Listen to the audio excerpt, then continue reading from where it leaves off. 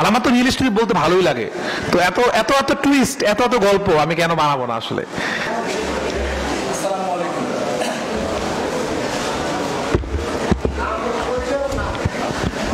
আসসালামু আলাইকুম, আমি মোহাম্মদ সজিবুর রহমান, পড়াশোনা করতেছি ইসলামের ইতিহাস ও সংস্কৃতি বিভাগ, 3য় বর্ষ, 20-21 সেশন।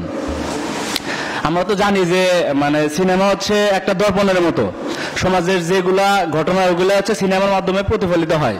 তো আমি চাই যে আমাদের 24-এর বিপ্লবটা যে হলো, আমরা জানি যে 1971 সালের মুক্তিযুদ্ধ থেকে শুরু করে 24-এর আন্দোলনের আগে যতগুলো আন্দোলন হয়েছে এগুলো হচ্ছে মানুষ যে স্বপ্ন আশা আকাঙ্ক্ষা নিয়ে এগুলা আন্দোলনে বা গণ আন্দোলনে অংশগ্রহণ করেছে, আন্দোলন পরবর্তীতে দেখা গিয়েছে যে এগুলা মানে সার্থক হয়নি।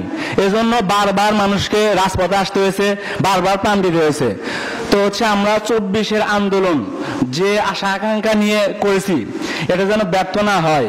রায়হান রাফি ভাইয়ের কাছে অনুরোধ, মানে এটা নিয়ে একটা সিনেমা করা।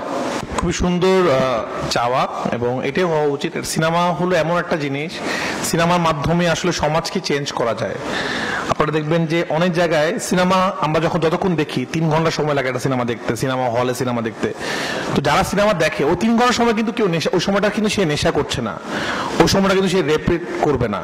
এবং সিনেমার মাধ্যমেই সমাজ ব্যবস্থাকে চেঞ্জ করা যায়। সিনেমার ভাষা যখন শক্ত থাকবে, যখন সেন্সর বোর্ড আইন অনেক সহজ থাকবে, যখন আমরা বিভিন্ন জিনিসটা সিনেমা বানাতে পারবো, তখন কিন্তু মানুষ ভয় পাবে। আপনি ইন্ডিয়ার দিকে যদি তাকান, ওরা কিন্তু সব ধরনের সিনেমা বানায়।